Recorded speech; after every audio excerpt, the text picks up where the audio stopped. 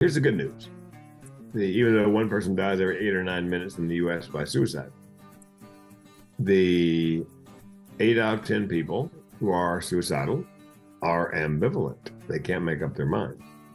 And 9 out of 10 give hints in the last week leading up to an attempt, which means you can make a difference, you can save a life, and you can do it by doing something as simple as what we're doing right here.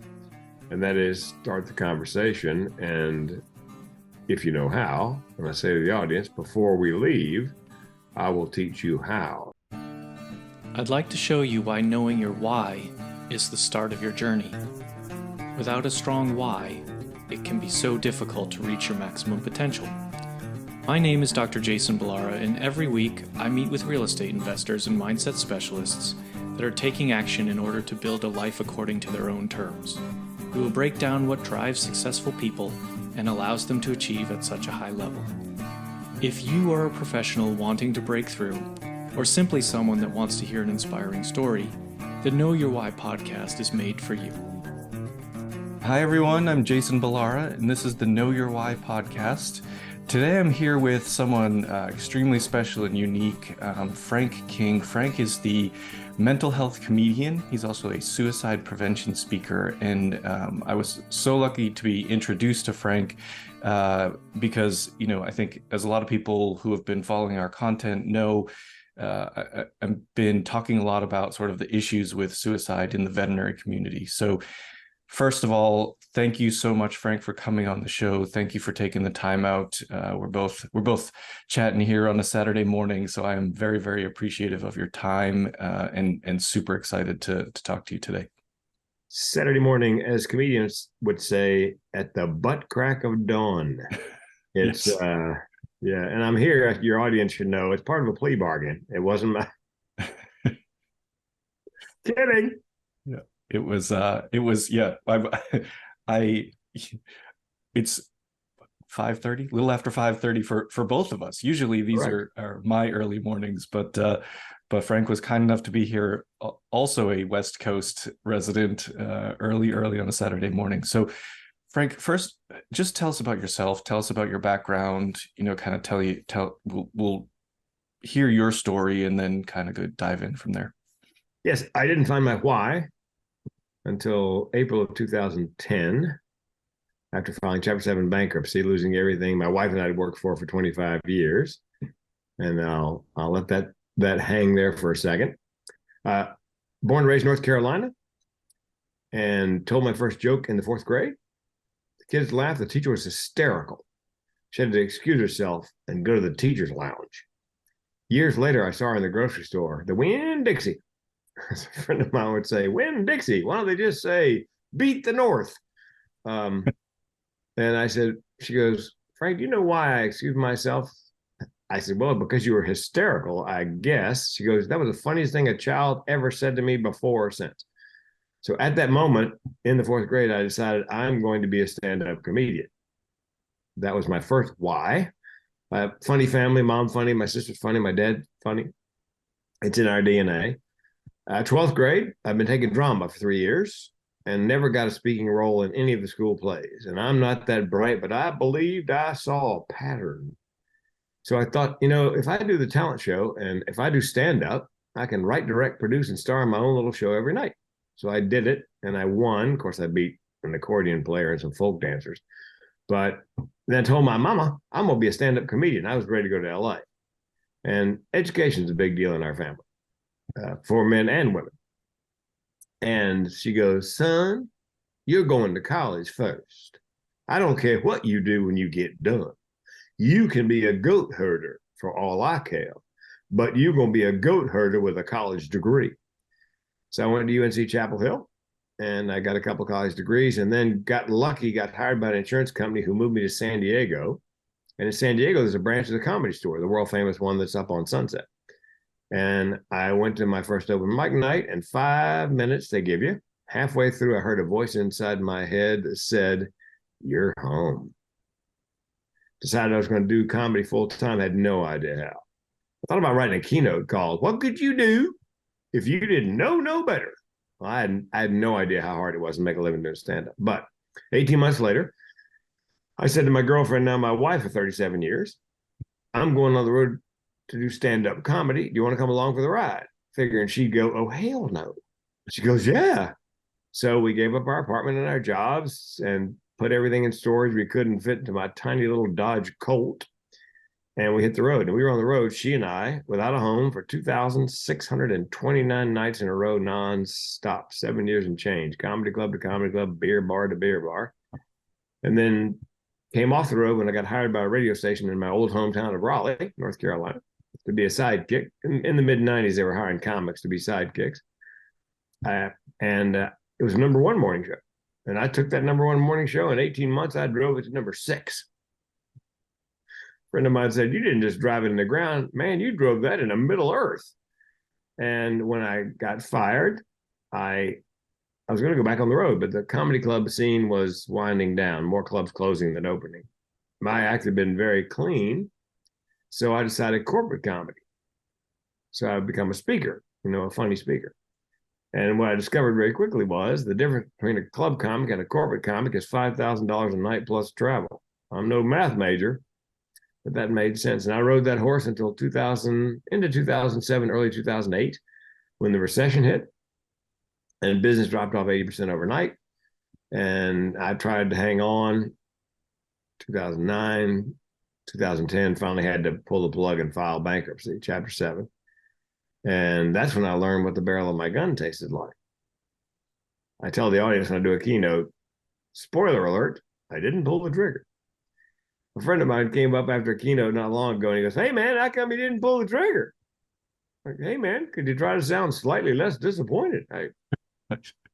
That's where the humor is in suicide prevention, not jokes, but just funny personal anecdotes. So that's when I found my why, because I'd always wanted to use my comedy to make a living and a difference. I just had no idea how.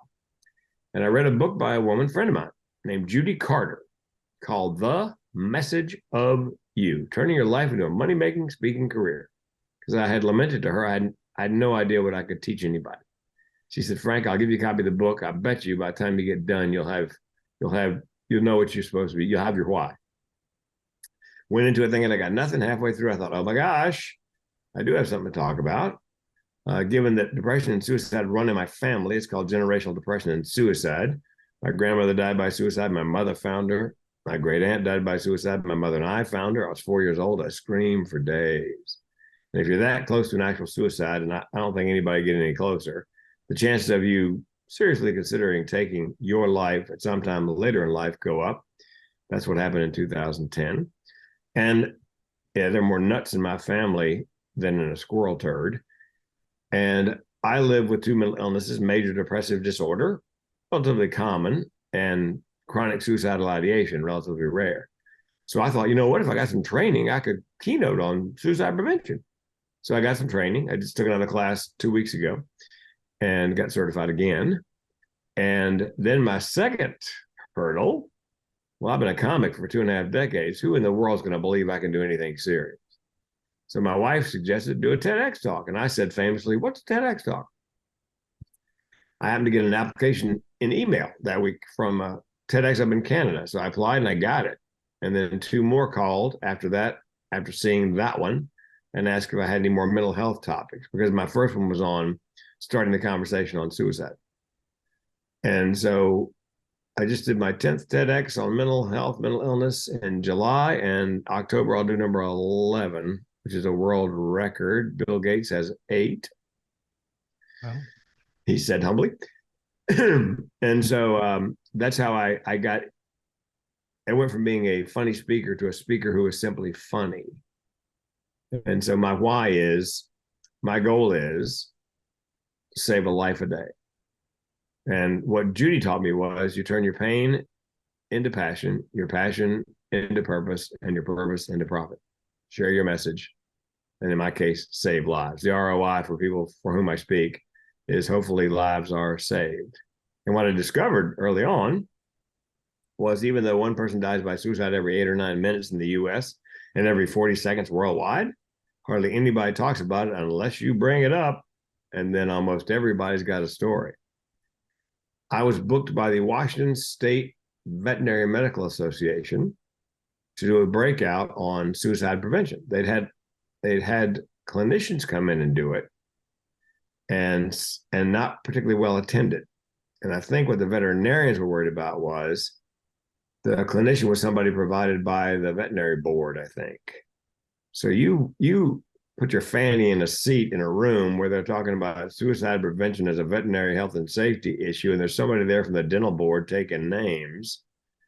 So very lightly attended. When a comedian comes up, and they were hanging from the rafters because they knew I couldn't take their license, and I wasn't taking names. And the good news is veterinarians aren't number one at-risk occupation in the U.S. The bad news is they're generally number 5 or number 6, and generally 1 or 2 when it comes to white collar. They trade positions with dentists back and forth. Very similar business model. A lot of solo entrepreneurs, long hours, and of course the veterinarians have the additional risk factors of compassion fatigue and an easy access to barbiturates. 27% of the population, when they die by suicide, use barbiturates. 74% of veterinarians who die by suicide use barbiturates. They just euthanize themselves. Mm-hmm. So it was my second target market. I started with dentists and realized how similar veterinarians are business model wise to, and it's not suicide for dentists and veterinarians is not the number one cause. It's stress related or exacerbated mental, physical, financial stress. Mm-hmm. The average dentist, and I'm guessing the average veterinarian, comes out of professional school these days with $300,000, $400,000, $500,000 in debt, and that's before you open a practice. So I can't even imagine having a nut like that to pay on every month. I wouldn't be able to sleep. So what happens is dentists and veterinarians, they come in early, they stay late, they work through lunch. They're not taking care of themselves physically because they haven't got time to go to the gym. They're not spending as much time at home with the family as they should, so that begins to degenerate.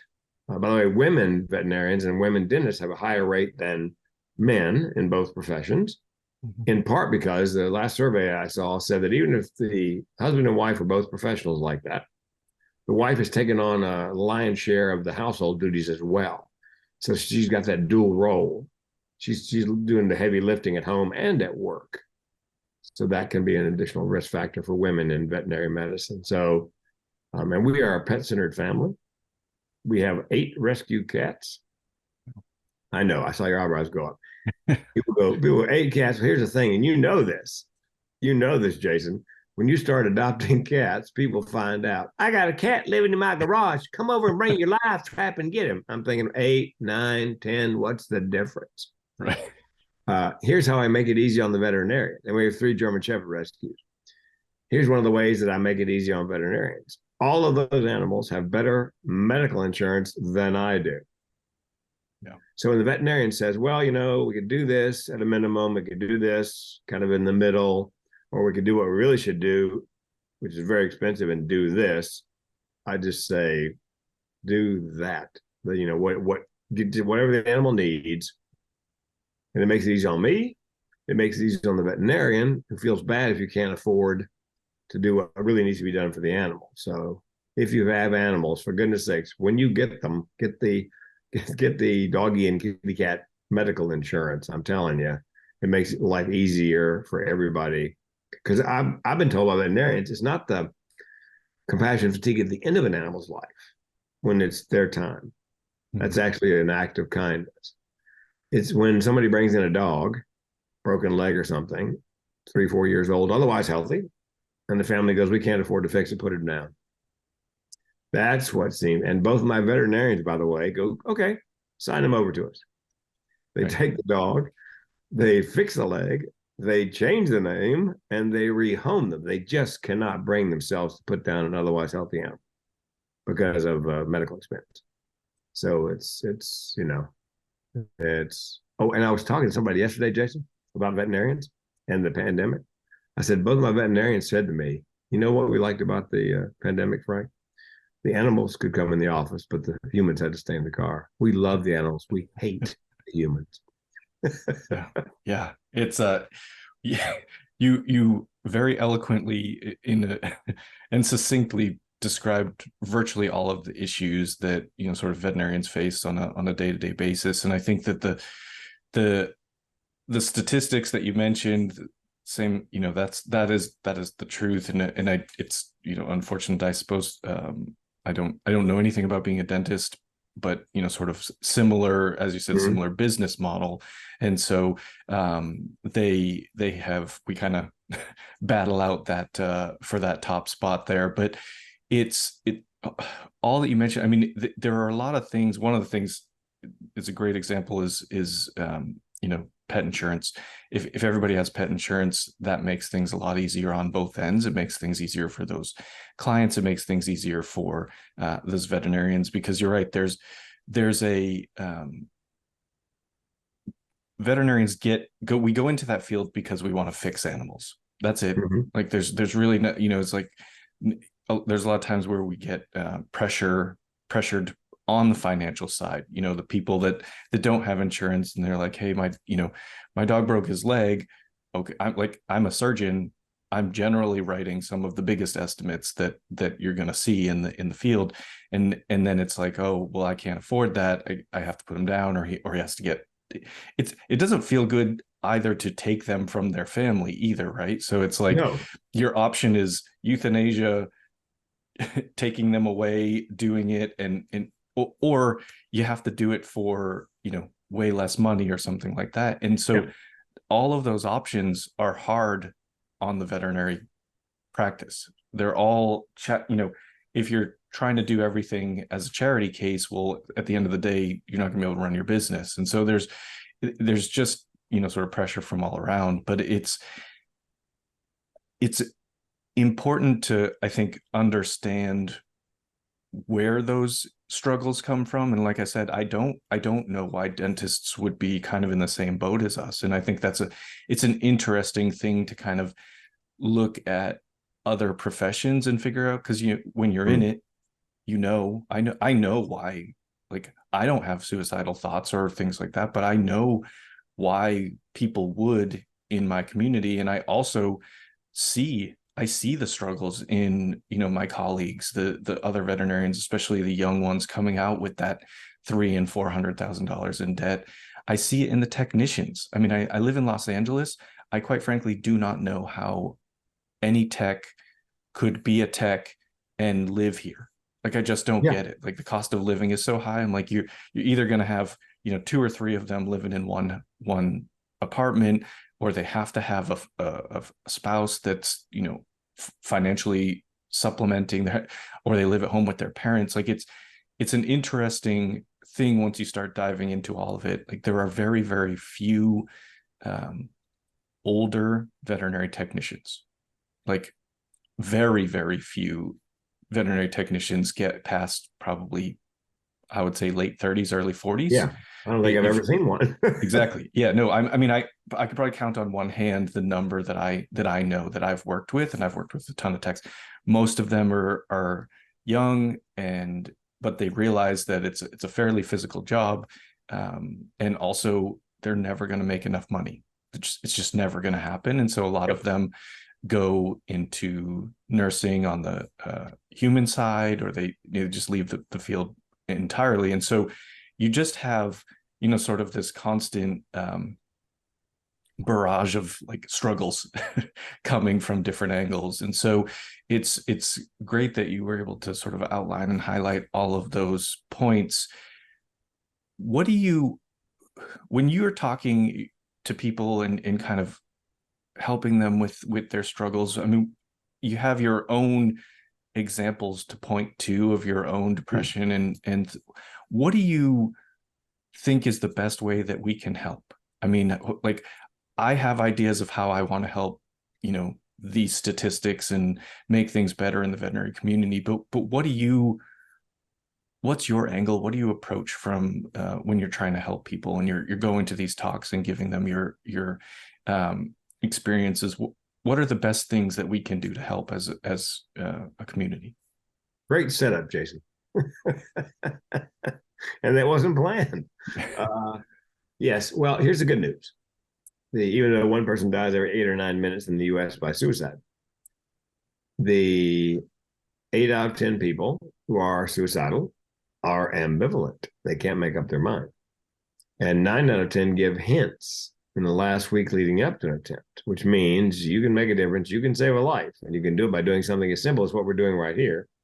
And that is start the conversation. And if you know how, and I say to the audience, before we leave, I will teach you how. So that's the information, spotting the signs and symptoms of depression and thoughts of suicide, what to do, what not to do, what to say, what not to say, and how to find resources. And that's what I teach them. So because you hear people say, you never gave any indication.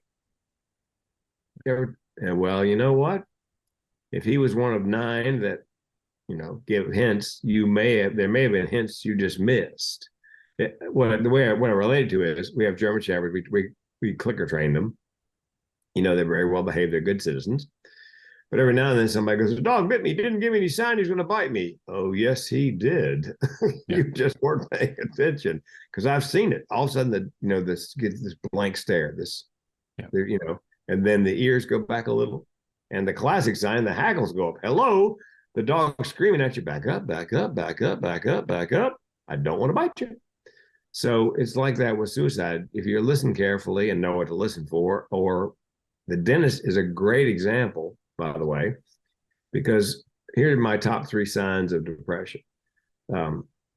Eat too much or can't eat, sleep too much or can't sleep, have trouble getting out of bed in the morning, so they're often late to work or school, but in the afternoon tend to rally like a different person.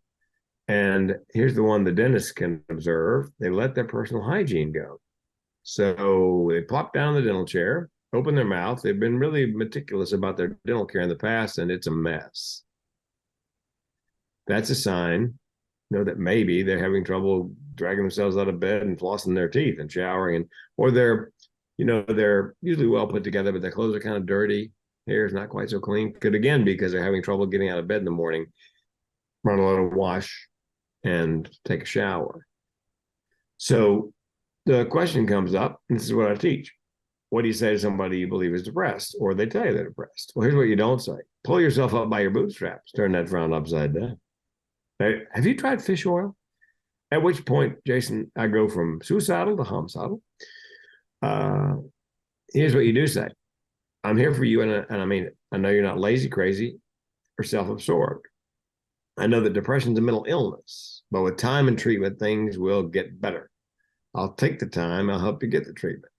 And, if you are in a business, there should be an EAP, Employee Assistance Program binder somewhere that lists what sort of mental health benefits the company offers. So tell the HR person to blow the dust off the binder. And here's a classic example. I mean, a really serious example. I spoke to a construction association. I speak mostly to associations because the audience is full of corporations. They can hire me to do the same thing. Yeah. And I got hired by one of the construction corporations in the audience to come out and actually do suicide prevention in construction on the job sites. And when I do my speech, I say, look, I'm going to do Q&A for 15 minutes, just general Q&A. But if you have a question you'd like to ask, or a story you'd like to share, you don't want to share with everybody, like, hey, Frank, I'm crazy. Can you help me? Then I'll hang out another 30, 45 minutes. And man, I'm telling you, sometimes there are 2 people, sometimes there are 10. And most of the stories start off like this.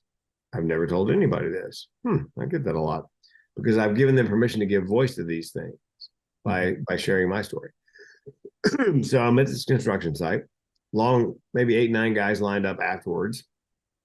Last person is a black gentleman, mid-20s, I'm guessing. And he's crying so hard he can't speak. So I wait, and he gathers himself. I said, what's up?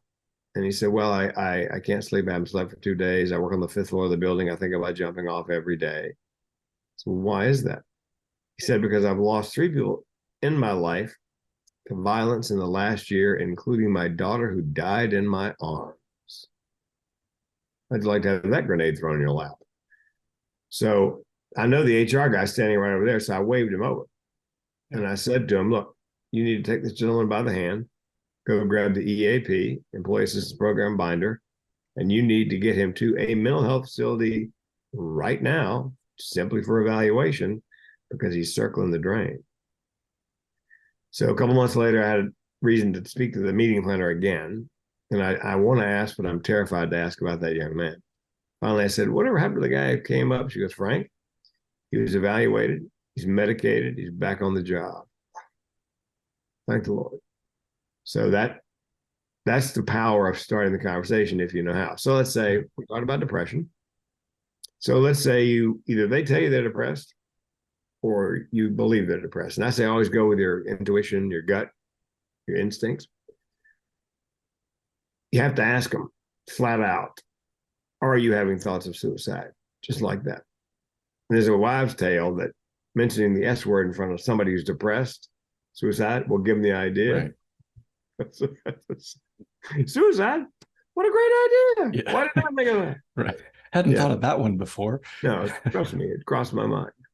It actually lowers the risk that they'll end their lives if you ask them in no uncertain terms. Okay, now, let's say they deny it, but you think they are suicidal. How would you know? Well, they talk about death and dying. You catch them Googling death and dying or how to die by suicide. They're giving away prized possessions as they're getting their affairs in order. They want to make sure the possessions go to the people they want them to go to when they're gone. Here's a counterintuitive one that's really dangerous. And I've heard cases of this numerous times. They've been depressed forever, and now they're happy beyond measure for no apparent reason. Well, they may be happy because they've chosen time, place, and method, and they know the pain is coming to an end. That's what a lot of people don't understand about suicide. In most cases, it's not about wanting to kill yourself. I didn't want to kill myself. I just simply wanted to end the pain. So what do you say to somebody who's suicidal? Here's what you don't say. You're just looking for attention. You're being melodramatic. Nobody who talks about it ever does it. Here's what you do say. Simply, do you have a plan? If they have a plan, what is your plan? If it's detailed, Jason, to time, place, and method, you need to get them to a mental health facility as quickly as possible, if you can, simply for evaluation, or dial 988, the new 3-digit suicide prevention lifeline and text line. Now, this one is something that I never learned in any class I took on suicide prevention. I wondered, what if they've got a plan, Jason, but it's not particularly detailed? What in the hell do you say then?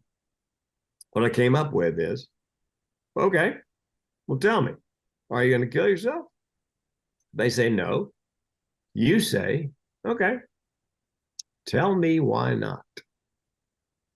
Because there's a why there. Otherwise, you would not be having this conversation. I thought about doing a TEDx talk. Simon Sinek did Start With Why. Yeah. I thought I would do one on suicide prevention called Start With Why Not. Make them give voice to whatever's keeping them here, and then try to leverage that to keep them alive for another day. So occasionally it comes up, Jason. Oh, you got a question? I'm sorry, I'm babbling on. No, I like that. I think that's a great idea. I mean, highlight what's what you have to live for, what's positive in your life. Parents, pets, friends, children, something is, and then try to leverage that to keep them, say it's, I would say, look, is it okay if you and I make a plan to keep you safe just for another day? I'm not big on, promise me you're not going to kill yourself. I don't, let's do it this way. What I say is, here's the deal. I couldn't live with you, my voice being the last voice you heard before you did it. So all I ask is, rather than, I'm not going to ask you to promise not to kill yourself. What I am going to ask is, please dial 988 before you do. So mine wasn't the last voice you heard before you ended your life. And occasionally I get a question. Well, all right, Frank, you have chronic suicidal ideation. Are you going to kill yourself? Nope. Why not? I have a variety of reasons. But the big one is that my mom and dad wanted a family desperately. My mom had a little trouble getting pregnant, but she got pregnant and carried it to term. And shortly after birth, it passed away. A year later, she got pregnant again. She carried it to term. And shortly after birth, it passed away. This is the 1950s. And I don't know where she found the courage to try again, but she did. A third time when I was born, a fourth time my sister was born. So my feeling, Jason, is my mother was so brave and worked so hard to bring me here that I have to be at least as brave and work at least as hard to stay until my appointed time. Yeah. It's, I mean, the, there's the funny thing is that I imagine, you've got, when you're, and I hope I don't speak out of turn, but like when you're having suicidal thoughts, I understand the trying to end the pain. Yep. But I think generally, if you do look at it from that, sort of why not standpoint, like there's probably a lot more reasons why not than there are Yes. why. And it's just maybe just pointing someone in the right direction. What's that, what's that light, I guess, that you can, sort of focus on rather than the darkness. Well, and there is something, oftentimes people say suicide's a cowardly act. Suicide is selfish. And from the outside looking in, yeah, it's obviously selfish. Oddly, paradoxically, from the inside looking out, it's almost selfless. And here's why. One of the three legged stool of suicidality is something called burdensomeness. You feel that the world would be better off, your family would be better off without you. You're a burden. Now, chances are you are not, but I mean, I knew we'd filed bankruptcy. My wife was devastated. And I had $1 million life insurance policy. And I thought, I can fix this. That's why I put the gun in my mouth. I was practicing. I went to the barn, put it in my mouth, pulled the hammer back, just to see if I could do it. Because she would get $1 million in life insurance. And now, I was worth more dead than alive, literally. Yeah. Fortunately, my policy, my life insurance policy, had a 2-year suicide clause, and I'd only had it for 22 months. So I had to wait 2 months to kill myself. Otherwise, we wouldn't be having this conversation, because I wasn't going to give hints and I wasn't ambivalent. So fortunately, my life insurance kind of saved my life in that way. But yeah, it's selfish from the outside looking in. But again, and when I tell parents of kids who are struggling with depression, perhaps thoughts of suicide, is I wouldn't say to the child, you have so much to live for and such. I would say, I would join the conversation they're having in their head. And I would say, I imagine it occurs to you every now and then, you think we would in some way be better off without you, but in no way would we ever be better off without you, because that's what they're thinking. So join the conversation in their head. Yeah, it's that's probably one of my biggest fears in life. I'm aware of working in a field where people have high suicide rates. I had a mentor who committed suicide. So, I mean, I can understand it, sort of very, I guess almost from like a scientific standpoint, right? Mm-hmm. Like, but I think, as you said, people often say probably the wrong things because maybe you don't understand. And I think, sort of joining that conversation is a great point. And it just, I have 2 young kids, and it's like, I started this ramble with one of my biggest fears. And it's like not being equipped to help them if they ever had these struggles, these thoughts, that kind of thing. And, you think about that a lot in young people. And so it's just, I guess I appreciate and am thankful that you even said that, because that definitely, that one will be in my head for forever, because that's, I think, things, I worry, and maybe this is not right, but I feel like I worry about young people maybe more than mature people when it comes to suicide and suicidal tendencies. I don't know the statistics there. Maybe you would have some kind of thoughts on that in terms of if age is a factor or anything like that. Oh, yes. During the pandemic, suicide rates actually went down overall.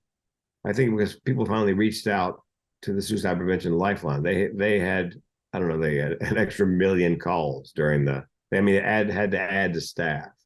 So I think that probably saved a lot of people. The only demographic were teenagers and college students that went up. 40% of high school students in the last study I read living with anxiety and co-occurring mental health challenges. 60% of college students. And let's talk about dentistry and veterinary medicine for a second. I imagine you've seen the movie The Hunger Games. Yeah. Well, those two professions and law school and medical school, a little bit like, because you need to be top of your class in high school to get into a good 4-year college, and you need to be top of your class in the 4-year college to get into a good dental, law, medical, veterinary school. And there are only so many slots. So it's very much like the Hunger Games. There's only so many spots. I imagine the competition is fierce, and then, veterinary medical schools there's no walk in the park once you got in. So I've been told it's more difficult than medical school. I don't know if that's true, but that's what I've been told. I've been told that too, and I haven't done medical school, so I couldn't tell you. And I'm sure they're both difficult. So I don't. I think it's I don't know. Sometimes I've thought that that's a thing that vets like to say because sometimes people think, why don't you be a real doctor? And so in response to hearing those comments, well, it's harder to get into who knows? It's all hard. It's hard to become a doctor. Well, and I got a call this week. I had done a TV interview for the news around the holidays about holidays, Thanksgiving, Christmas, depression, suicide. And so the young woman who interviewed me, she was doing a story that was very short, like 45, 60-second, news piece, as they do.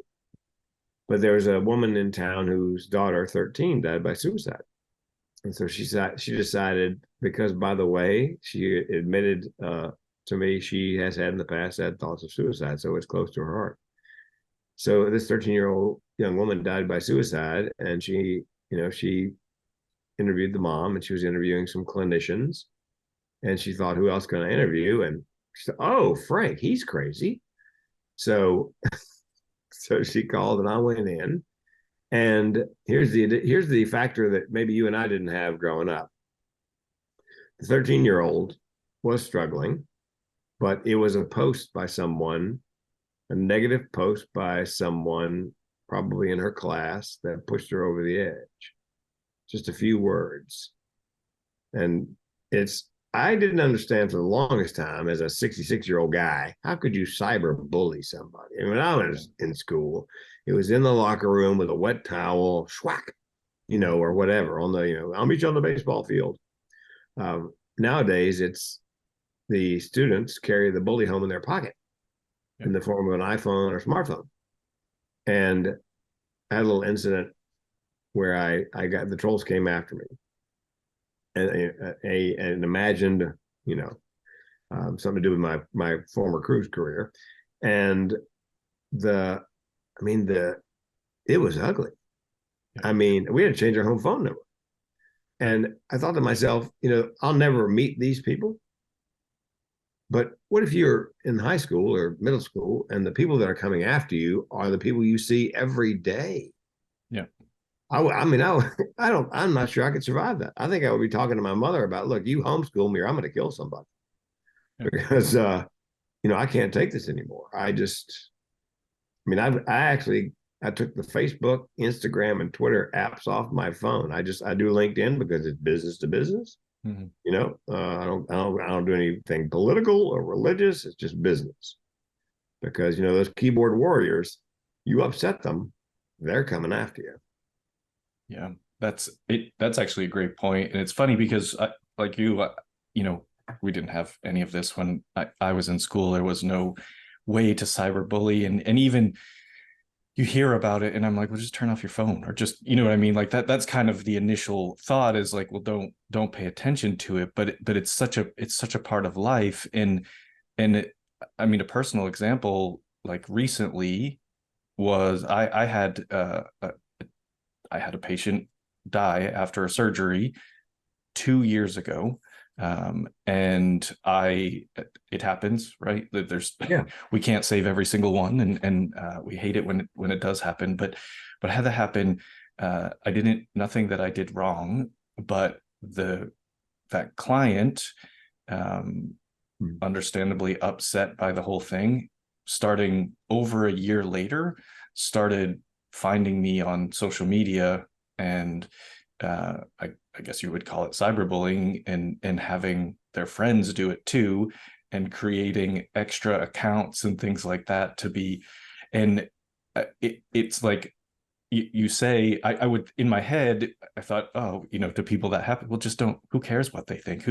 But I'll tell you what, it felt really bad. Like, it was very upsetting. And I didn't anticipate like having the level of, I don't know, being upset that I did when it happened. And so then now I'm thinking, then I think to that, to kids, kids in middle school and high school going through something like that, where you're, sort of at the height of your emotional development and things. I mean, I can only imagine how hard that must be for them to, and as you said, like being in school with them every single day, looking them in the face. It's like, I don't know who this person is. I know their Instagram handles, you know what I mean? Like, but I don't know who they are, that the person's friends that are, setting up fake accounts to give me a hard time. But it feels very bad, even though I didn't think it would. I didn't think that any of that would ever affect me. So it's, it is, sort of relating that to what kids go through, and those feelings of it being attacked. Well, and something that mistakes that adults make, myself included, I'm not immune to this, is we tend to make suggestions or problem solve for children with an adult mind. Just stop, turn the phone off. Right. That's it's such a huge part of their lives. Yeah. It's like puppy love. The young person, the first girlfriend or boyfriend or whatever, they break up and they're devastated. Now, as an adult, we know there's a lot of fish in the sea. Boyfriends, girlfriends come and go, but you have to think back to just how devastating that was for you when you were their age. That's, as an adult, you just brush it off. But as a teenager, I mean, that's just the end of the world. She's not talking to me or whatever. Yeah. So yeah, we need to make sure we're not problem solving as adults for young people. Try to remember what it's like. Put yourself in their shoes. Yeah. It's very, very hard to kind of think back, and even putting them in their shoes, or putting ourselves in their shoes, is hard because it wasn't this way. Like, we just didn't have these things. It was, I mean, like, no one, if someone was going to bully you, like you said, they had to do it to your face. There was, they couldn't, sort of go around and sneak and find a way to torment you. It pretty much had to do it to your face. And so you could, in fact, stand up for yourself if you, know what I mean? Like, that's why fights happened, right? Maybe there's a lot less fights in school now, but because nobody has to do this stuff to their face. I don't know, but it's true. It's people get very, very bold when they can hide behind the, somewhat anonymous environment of social media and stuff. It's definitely a different world. And I got calls. We changed our home phone number. And by the way, recently my wife said she met a guy when she was walking the dog. And he said to her, "Are you Mrs. King?" She said, "Yes." She goes, "I got your old phone number." She goes, "Oh, I am so sorry." Because, the calls continued to him. And he goes, no, I said, "I feel sorry for you." Because, I mean, the things people say. I had 2 phone calls. I'm a comic, so it's almost like hecklers online. Guy called me, and I haven't worked a comedy club, and I did Dry Bar Comedy, which is a YouTube series out of Provo, Utah. That's the last club I worked, and that was the first club I'd worked in 20 years. But a guy calls up, assuming I'm a comedian for a living. "We're going to make sure you never work another comedy club again." I said, "Can I get that in writing?" And I got a death threat. A guy called me and said, "I know where you work out. I know when you work out. I'm coming to the gym to kill you." And I said, "Okay, that's fine." I said, "But, when you're doing your mental calculations on this, understand, I've been trying to kill myself for 5 decades. No luck. B, I don't want to die, but I'm not scared of it. So are you sure you want to come after somebody who has absolutely nothing to lose?" Needless to say, he didn't show up. But I mean, phone calls, death threats. I mean, it was yeah, it was such an eye-opening experience for me as an older person to see what younger people. And again, I don't know those guys and I'd probably never meet them. If I did, I wouldn't know who they were. But what if those are your classmates? I'm going to kill you when you come back to school. You know? Yeah. Yeah. It's a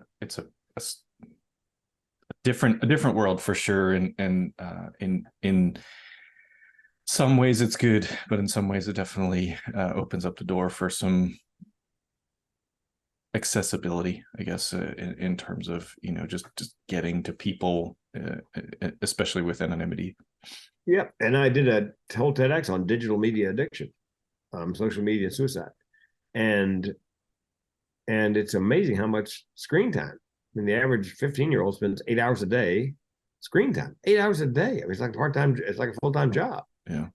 And, the social media companies use some of the techniques they use in Las Vegas to hook them.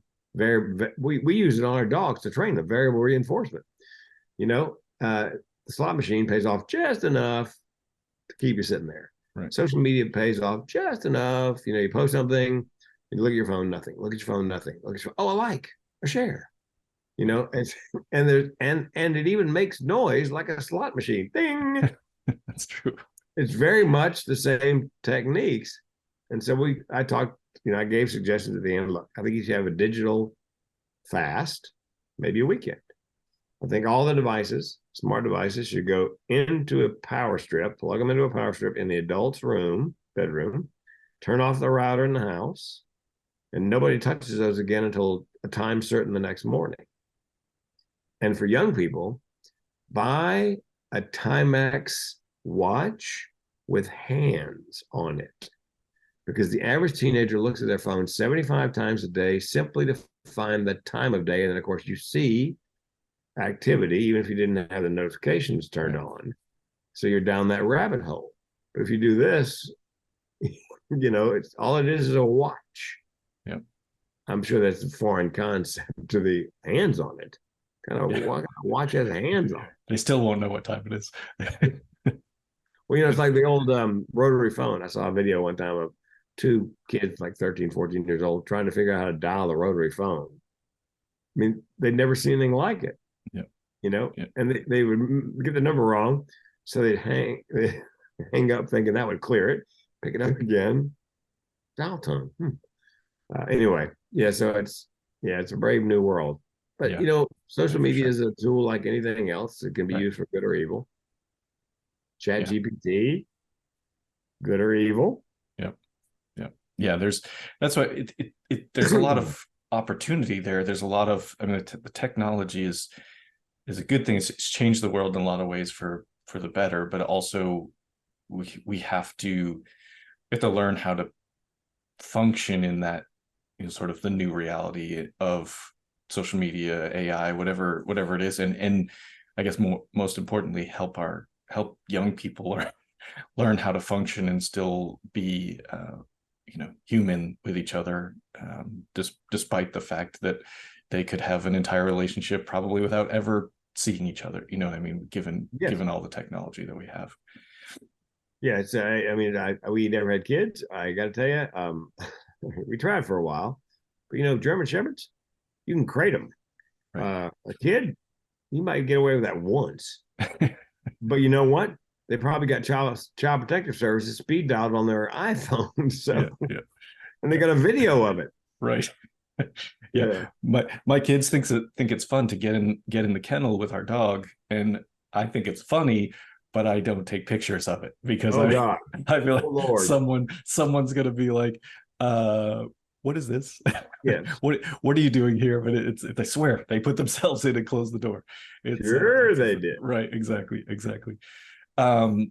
Frank, I normally ask guests, sort of a series of questions at the end, but before I get there, I just wanted to make sure, do you have anything else you specifically want to hit, kind of on the topic, obviously, but is there anything else that I've forgotten to ask you, something you feel is important that we should get out there?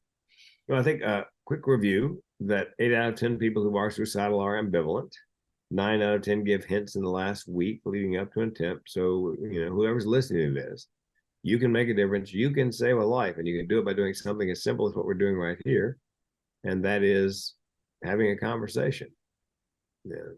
If you know how. And there's a great nonprofit called mentalhealthfirstaid.org. Mental Health First Aid is a 8-hour class. They charge like $25. They throw in lunch. It's a great mental health 101. They've got an adult mental health 8 hours and a youth mental health 8 hours. So you educate yourself. I mean, it talks about depression and schizoaffective disorder and non-lethal self-harm, like biting, cutting, burning, picking, which is a big deal now, especially among young women. And once one in the group is doing it, oftentimes it's mimicked by others. It's just a great way to educate yourself. So you and resources in the binder, signs and symptoms, so you can keep an eye out for. And nobody wants to think their child is anything but well-adjusted and perfect, but Yeah, unfortunately, they are not all. So, have you ever connected with Not One More Vet? Are you familiar? No, I've spoken to some vet organizations. Yeah. And also on base. I did four different bases last year, military bases last year. Well, this is Not One More Vet, Not One More You're talking about veterinarian, not veteran. Yeah, and which is often confusing. I've had other people, sort of ask the same thing. There's, I'll connect you, but there is an organization specifically, sort of, they're relatively new. I think 2018 maybe, but their whole mission is to help veterinarians with mental health and suicide. So it's definitely a good connection there. So I'll make some introductions because we've actually partnered with them as sort of a outside fundraiser. So I think, but they do an annual gala, and I think having you there would be fantastic. So anyway, I'll make connections outside of this, but I always ask every guest, what is your why? You've talked about it some. I want to give you the opportunity to expand if you want, but I think it's very clear the good that you're doing and the work that you're putting in to help people. And so I do want to give you that opportunity, though. I don't want to say, oh, he already said it. So I want you to have that option. Well, and again, it's more of a why not than a why. Yeah. People ask me, why don't you kill yourself? Well, remember we talked about people lining up after I get done. They want to share a story. Oftentimes, like the gentleman we talked about, the young Black man, mid-20s, whose daughter died in his arms through an act of violence.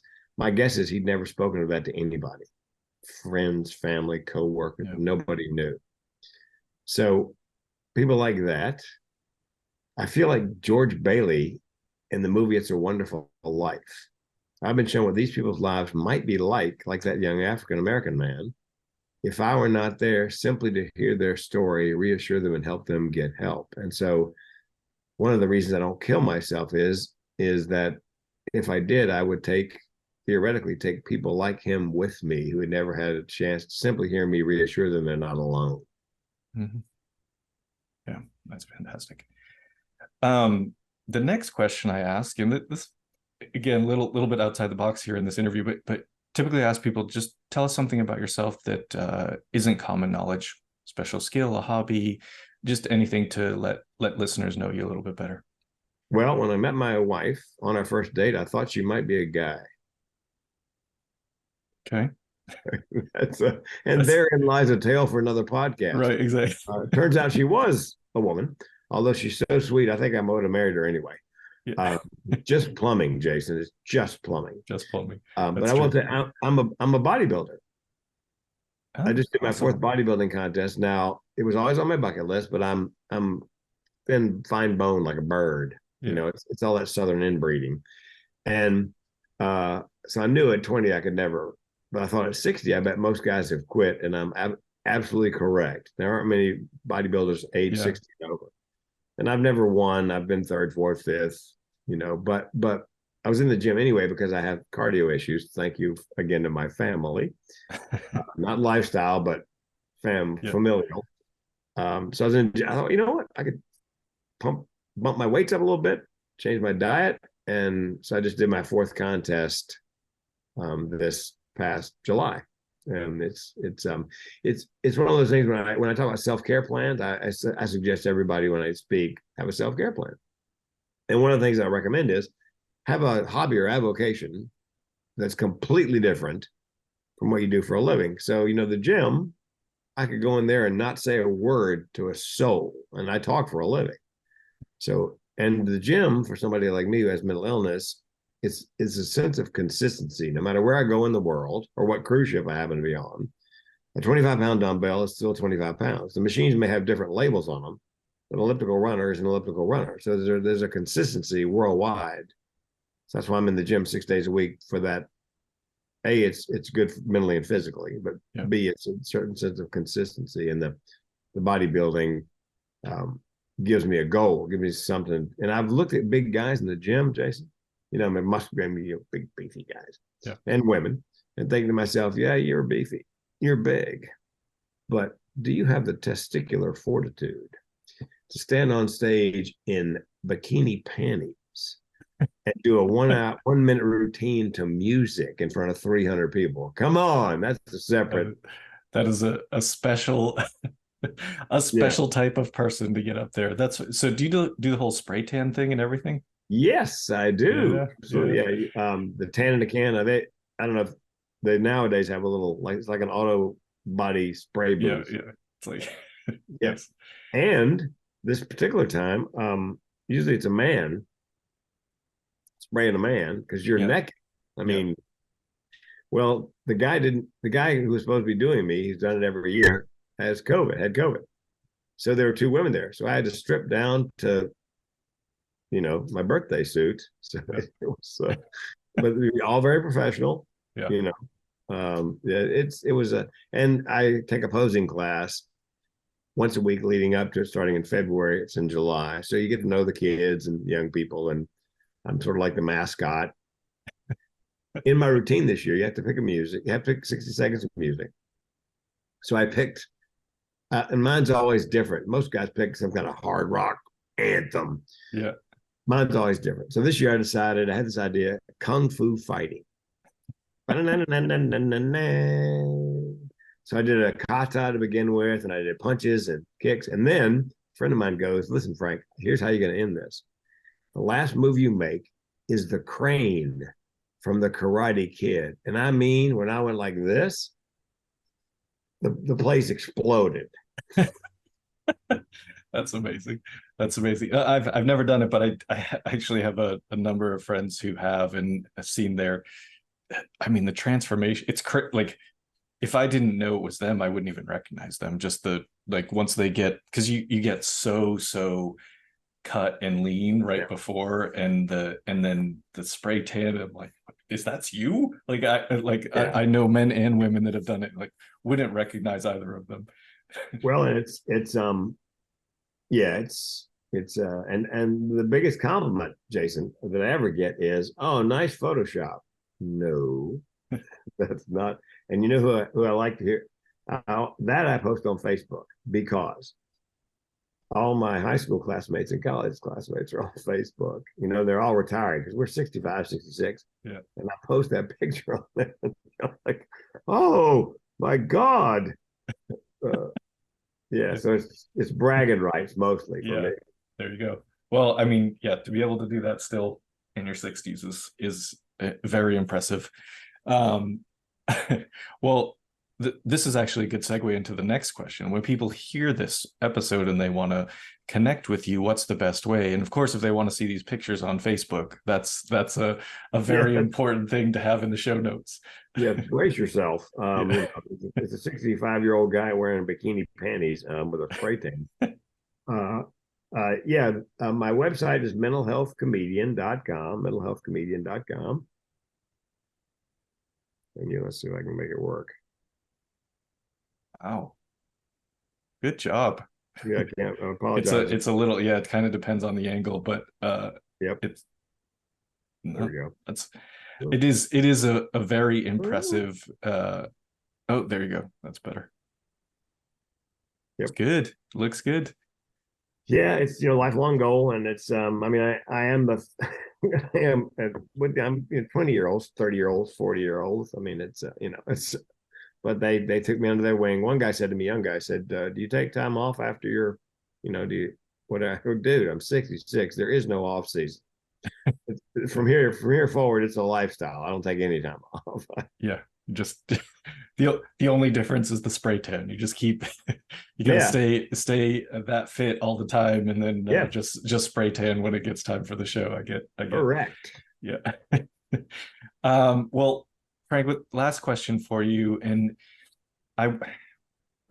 so here's what I typically ask people is because a lot of times we're talking real estate is what advice do you give to someone who wants to get started in real estate? I'm not sure that it's applicable here, but I want to give you just the opportunity to give, if you have any closing advice for people, whether they're you can decide to speak to either, but someone who is has suicidal ideas, or someone who is worried about a friend or a family member, and I know you talked on sort of how to approach them, but what would you say, any last words you want to leave us with to kind of, as you said before, let's try to save lives?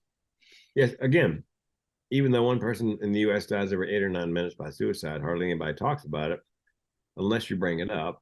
And so if you have a friend and your gut tells you they're depressed or perhaps thoughts of suicide, you need to start the conversation. You need to ask them flat out, no uncertain terms. Are you having thoughts of suicide? I put my phone number up on the screen every time, my cell phone, every time I speak.